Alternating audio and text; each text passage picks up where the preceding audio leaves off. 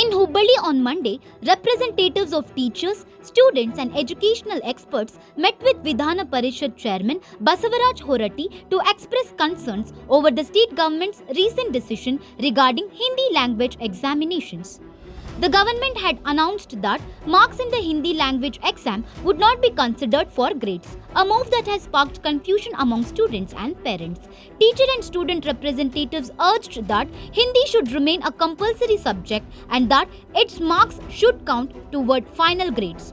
During the meeting, Basavaraj Horati acknowledged the concerns, noting that the sudden policy change had created uncertainty during examinations. The stakeholders emphasized that they need to engage with Chief Minister and Primary and Secondary Education Minister to resolve the issue and ensure clarity for students. Horati also raised doubts about the government's readiness to fully implement the bilingual education policy, adding that the current confusion was unfair to both students and parents. He assured the representatives that steps would be taken to address the issue and provide clarity on the matter. The meeting highlighted the growing calls for educators and experts to maintain Hindi as part of compulsory education and ensure that students' performance in the language is appropriately recognized. ನಮ್ಮ ರಾಜ್ಯದಲ್ಲಿ ದೇಶದಲ್ಲೆಲ್ಲ ಕಡ್ಡಾಯವಾಗಿ ಕಡ್ಡಾಯ ಶಿಕ್ಷಣದಲ್ಲಿ ಉಳಿಸಿದರು. ಇದನ್ನು ನಾವೆಲ್ಲ ಕಲಿಯುವಾಗಕ್ಕಿತ್ತು, Hindi ಇವಾಗಿತ್ತು, ಈಗಿತ್ತು. But ಒಮ್ಮಿಂದೊಮ್ಮಿಗೆ ಸರ್ಕಾರ ಅದು SLC exam ನಡೆದಾಗ ದಿಢೀರ್ನೆ ತೀರ್ಮಾನ ತಗೊಳ್ಳೋದು ಒಳ್ಳೆಯದಲ್ಲ. ಇದಕ್ಕೆಲ್ಲ ಶಿಕ್ಷಕ ಪ್ರತಿನಿಧಿಗಳು ಮತ್ತು ಪದವೀಧರ ಮತ್ತು ಅರ್ಪಿತರು ಎಲ್ಲರೂ ಇದಕ್ಕೆ ವಿರೋಧ ವ್ಯಕ್ತಪಡಿಸ್ಯಾರ. ಮತ್ತು ಭಾಳಷ್ಟು ಜನ ಇವತ್ತು ಇದನ್ನು ವಿರೋಧ ವ್ಯಕ್ತಪಡಿಸ್ಯಾರ. ಹಿಂದಿ ಅದು ಮಾತೃಭಾಷೆ ಇದು. ಇದನ್ನು ಕೇವಲ ನೀವು ರಾಜ್ಯದಲ್ಲಿ ಏನಾರು ಮಾಡಿರಿ, ರಾಜ್ಯದಲ್ಲಿ ನೀವೇನೋ ಆಫೀಸಿಗೆ ಅದು ಏನೋ ಬೇಕಾದ್ರೆ ಮಾಡ್ಬೋದು. ಬಟ್ ಮಕ್ಕಳಿಗೆ ಶಿಕ್ಷಣ ಕೊಡೋದು ಹಿಂದಿಯನ್ನು ನಿಲ್ಲಿಸಬಾರ್ದು. ಮತ್ತು ಇದು ಗ್ರೇಡ್ ಹಾಕೋದು ಎಂದೂ ಸರಿಯಲ್ಲ. ಈಗ ಫಿಸಿಕಲ್ ಎಜುಕೇಷನ್ ಅಂತ ಗ್ರೇಡ್ ಹಾಕ್ತಾರೆ, ಅದು ಥರ ಇದಕ್ಕೂ ಗ್ರೇಡ್ ಹಾಕಕ್ಕೆ ಬರೋದಿಲ್ಲ. ಹಂಗಾರೆ ಬೇರೆ ಸಬ್ಜೆಕ್ಟ್ ಗ್ರೇಡ್ ಹಾಕಂತಾರೆ. ಈಗ ಅದ್ರ ಕೂಡ ಏನೇನು ಹೋಗ್ತಾವೆ ಅಂದ್ರೆ ಇದೆ ಕೂಡ ಸಬ್ಜೆಕ್ಟ್ಗಳು ಕೂಡ ಬೇರೆ ಬೇರೆ ಸಬ್ಜೆಕ್ಟ್ನು ಸಹಿತ ಬೇರೆ ಬೇರೆ ಸಬ್ಜೆಕ್ಟ್ ಬರೋದು. ಇದ್ರ ಕೂಡ ಏನಾಗ್ತವೆ ಅಂದರೆ ನೋಡಿ, ಇದ್ರ ಕೂಡ ತೃತೀಯ ಭಾಷೆಗಳು ಹಿಂದಿ, ಉರ್ದು, ಮರಾಠಿ, ಇಂಗ್ಲೀಷ್, ಕನ್ನಡ, ತೆಲುಗು, ತಮಿಳು, ತುಳು, ಸಂಸ್ಕೃತ 9 ಭಾಷೆಗಳು ತೃತೀಯ ಭಾಷೆಗಳೆಲ್ಲ ಅದಾವೆ. ಇವೆಲ್ಲ 9 ಹೊರತಾದ ಮುಂದೆ ಗತಿ ಏನಿಗೆ ಸರ್ಕಾರದ ವಿಚಾರ ಮಾಡಬೇಕು. ಮತ್ತು ಇದು ಸಾಧುವಲ್ಲ. ನಾನು ಸಂಪೂರ್ಣವಾಗಿ ಇದು ವಿರೋಧ ಮಾಡ್ತೀನಿ. ಹಿಂದೂ ಸಹಿತ ನಾನು ಹಿಂದವರಿಗೆ ಹಿಂದೆ ಪತ್ರ ಬರೆದಿದ್ದು ನಾನು 13/7/2025 ಬರೆದು ಇದನ್ನು ನಾನು ತ್ರಿಭಾಷೆ ಇಟ್ಕೋಬೇಕು. ನೀವು ವ್ಯವಹಾರ ಏನೋ ಆಫೀಸ್ ವ್ಯವಹಾರ ಏನಾರು ಮಾಡ್ಕೋರಿ, ಕನ್ನಡ ಇಂಗ್ಲೀಷ್ ಅಷ್ಟು ಇಟ್ಕೋರಿ. ಬಟ್ ಆಫೀಸ್ನಲ್ಲಿ ಏನು ಈ ಆಫೀಸ್ಗಳು ಸರ್ಕಾರಿ ಕಚೇರಿ, ಬಟ್ ಮಕ್ಕಳಿಗೆ ಈ ವಿದ್ಯಾಭ್ಯಾಸ ನಿಲ್ಲಿಸಬಾರ್ದು. ಮತ್ತು ಹಿಂದಿ ಇಲ್ಲ ಅಂದ್ರೆ ಈಗ MP ಗಳು ಹೋಗ್ತಾರಲ್ಲಿ, MP ಗಳಾದ್ರೆ ಹಿಂದಿ ತಿಳಿನ ಏನು ಮಾಡ್ತಾರಲ್ಲ. ಹಿಂಗೆ ಬೇರೆ ಬೇರೆ ರಾಜ್ಯದಲ್ಲೆಲ್ಲ ಇಡೀ ಇದರ ಹಿಂದಿ ಇದೆ. ಹಿಂದಿ ಕಲಿಯೋದ್ರೆ ಮೊದಲಿದ್ದ ಪದ್ಧತಿಯನ್ನು ಮುಂದುವರಿಸ್ಕೊಂಡು ಒತ್ತಾಯ ಮಾಡ್ತಾರೆ. ದ್ವಿಭಾಷಾ ನೀತಿಯಿಂದ ಸಮಿತಿ ಮಾಡಿದ ಸೇಮ್ ಅದು ಇನ್ನೂ ಇಂಪ್ಲಿಮೆಂಟ್ ಆಗಿಲ್ಲ. ಇದು ಮತ್ತೆ ಎರಡು ಅಲ್ಲ, ದ್ವಿಭಾಷೆ ಅದಕ್ಕೆ ನಿಮ್ಗಂದ್ರೆ ಆಫೀಸಲ್ಲಿ ಮಾಡ್ಕೋರಿ ನೀವು, ಶಿಕ್ಷಣಕ್ಕಲ್ಲ. ಶಿಕ್ಷಣ ನೀವು ಹಿಂದಿ ಕಲಿತಿದ್ರೆ ಮುಂದೆ ಗತಿ ಏನಾಗ್ತದೆ. ಹಿಂದಿ ಕಡ್ಡಾಯವಾಗಿ ಕಲಿಬೇಕಂದ್ರೆ ಜಗತ್ತಿನಲ್ಲಿ ಎಲ್ಲ ಕಡೆ ನಮ್ಮ ದೇಶದಲ್ಲಿ ಎಲ್ಲೋ ಹಿಂದಿಯನ್ನು ಮಾಡ್ತಾರೆ. ಈಗ ಹಿಂದಿ ಪ್ರಚಾರ ಸಭಾ ತಮಿಳುನಾಡಿನಾಗೈತಿ, ಹಿಂದಿ ಪ್ರಚಾರ ಸಭಾ ದಕ್ಷಿಣ ಭಾರತ ಹಿಂದಿ ಪ್ರಚಾರ ಸಭಾ ತಮಿಳುನಾಡಿನಾಗೈತಿ. ಬಟ್ ಅದು ಸರಿಯಲ್ಲ. ಬಟ್ ನಾವು ಹೇಳೋದೇನೆಂದ್ರೆ ಹಿಂದಿ ಭಾಷೆಯನ್ನು ಮುಂದುವರ್ಸ್ಕೊಂಡು ಹೋಗ್ಬೇಕು, ಗ್ರೇಡ್ ಹಾಕೋದಲ್ಲ. ಬರೀ ಹಿಂದಿಗೆಲ್ಲ ಎಲ್ಲ ಇಷ್ಟೆಲ್ಲ ಭಾಷೆಗಳನ್ನ ಇವೆಲ್ಲ ಭಾಷೆ ತರ್ತಾವೆ, ಕನ್ನಡ ಹೋಗ್ತಿದ್ರಾಗ. ಹೀಗಾಗಿ ಇದು ಸರಿಯಾದಲ್ಲ. ಇದನ್ನು ಮುಂದುವರಿಸ್ಬೇಕು. ನಾವು ಒತ್ತಾಯ ಮಾಡ್ತೀವಿ. ಮತ್ತು ಸರ್ಕಾರಕ್ಕೆ ನಾನು ಇದನ್ನು ಸ್ಪಷ್ಟವಾಗಿ ಹೇಳ್ತೀನಿ, ಹಿಂದೆ ಇದ್ದ ಪದ್ಧತಿ ಮುಂದುವರಿಬೇಕಂತ. ಸೇಮ್ ಜೊತೆ ಶಿಕ್ಷಣ ಜೊತೆ ಮತ್ತೆ ಈಗ ಸದ್ಯ ಮಾತಾಡ್ತೀನಿ, ಈ ಸಾಕಷ್ಟು ಗೊಂದಲ ಉಂಟಾಗ್ತದೆ. ಈ ಬಗ್ಗೆ ಕ್ಲಿಯರ್ ಆಗಬೇಕು. ಮಕ್ಕಳಲ್ಲಿ ಗೊಂದಲ ಕ್ಲಿಯರ್ ಆಗಿ ಮಾಡೋಕೆ ಕುಂತೀನಿ, ಕ್ಲಿಯರ್ ಮಾಡ್ತೀನಿ. ಸದ್ಯ ನಾನು ಹೇಳ್ತೀನಿ, ಇದು ಸರಿಯಾದ ಕ್ರಮ ಅಲ್ಲ. ಇದನ್ನು ಸರಿ ಮತ್ತು ಮೊದಲಿದ್ದ ಪದ್ಧತಿ ಮುಂದುವರಿಸಬೇಕು. ಇಡೀ ನಿರ್ಧಾರ ತಗೊಳ್ಳೋದು ಸರಿಯಲ್ಲ ಅಂತ ಹೇಳ್ತೀನಿ. ವಿಜಯನಗರ ಪ್ರೌಢಶಾಲೆಯಿಂದ ಬರ್ತಿದ್ದೀನಿ. ನಾನು 10th ವರ್ಗ. ನಮಗೆ ಹಿಂದಿ ಯಾಕೆ ಅಂಕ ಬೇಡ ಅಂತ ಅನ್ನತ್ತೀವಿ. ನಮ್ಗೆ ಅಂಕ ಬೇಕು. ನಾವು ಕಷ್ಟಪಟ್ಟು 1 ವರ್ಷದಿಂದ ಓದಿವಿ ಅಂತಂದ್ರೆ ಅದ್ರೊಳಗೆ ನಾವು ಫಲಿತಾಂಶ ತೆಗಿಯೋರಿದ್ದೀವಿ. ನಾವು 100 ಮಾಡ್ಬೇಕನ್ನೋ ಆಸೆ ಐತಿ ನಮ್ಗೆ. ಆದ್ರೆ ನಮ್ಗೆ ಅದ್ರದ್ದು ಗ್ರೇಡ್ ಬೇಡ, ನಮ್ಗೆ ಅಂಕ ಬೇಕಾದದ್ದು ಅಂತೇಳಿ ನಾವು ಕೇಳ್ಕೊಳ್ತೀವಿ. ಇಲ್ಲಿ ನಮ್ಮ ಕರ್ನಾಟಕದೊಳಗೆ ಅಂತಂದ್ರೆ ಕನ್ನಡ ಫಸ್ಟ್, ಕನ್ನಡ ಬಿಟ್ಟರೆ compare to English Hindi compare ಮಾಡಿದರೆ ಹಿಂದಿ ಈಸಿ ಅನಿಸುತ್ತೆ ನಮ್ಗೆ ಇಂಗ್ಲೀಷ್ಗೆ ಎಲ್ಲರಿಗೂ.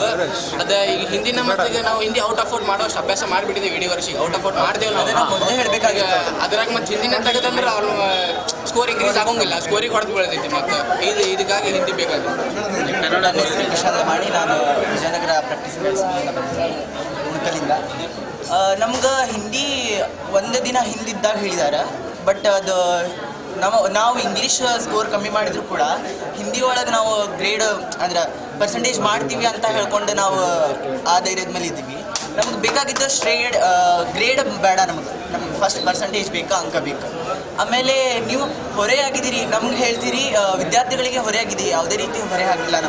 ನಮ್ಗೆ ಹೊರೆ ಆಗಿದ್ರೂ ಕೂಡ ಸೈನ್ಸ್ ಸೋಷಲ್ ತೆಗೀರಿ, ನೀವು ಸೋಷಲ್ ಸೈನ್ಸ್ ನಮಗೆ, ಆಮೇಲೆ ಮ್ಯಾಥ್ಸ್ ತೆಗೀರಿ, ಬೇಡ ನಮ್ಗೆ ಕರ್ನಾಟಕದಲ್ಲಿ ಮಾತ್ರ ನಮ್ಗೆ ಕನ್ನಡ ಅಷ್ಟು ನಡಿತೈತಿ.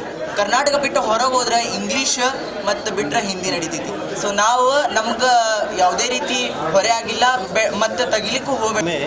मार्च 18 से लेकर अप्रैल 2 तक SSLC 10वीं कक्षा की परीक्षा है। परीक्षा चल रही है, 3 परीक्षा हो चुकी है। अचानक एक दिन 27 तारीख को, मार्च 27 तारीख को शिक्षा मंत्री माध्यम के जरिए एक उद्घोषणा करते हैं। इस साल से हम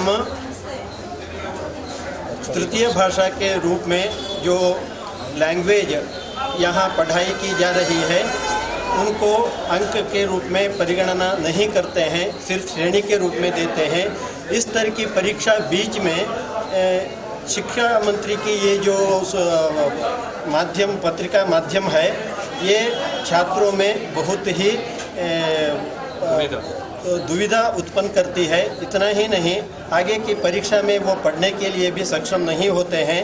छात्र अब पूछ रहे हैं, हम साल भर इसमें काम किए हैं, अध्यापक लोगों ने जिस तरह पढ़ाई करने के लिए कहा है उसी तरह हमने मेहनत के साथ पढ़ाई की है, हमारी मेहनत के लिए क्या कोई मूल्य नहीं है क्या? इस तरह छात्र पूछ रहे हैं। इसलिए इस तरह परीक्षा के बीच में ये जो शिक्षा मंत्री का उद्घोष है, ये जो बहुत ही असंवैधानिक है, क्योंकि छात्र जो लगातार पढ़ रहे हैं, जून महीने में भी इसके बारे में बताना था, जून महीने में उसके बारे में नहीं बता रहे हैं। अब परीक्षा के बीच में इस तरह का निर्णय ले रहे हैं, ये तो सही बात नहीं है।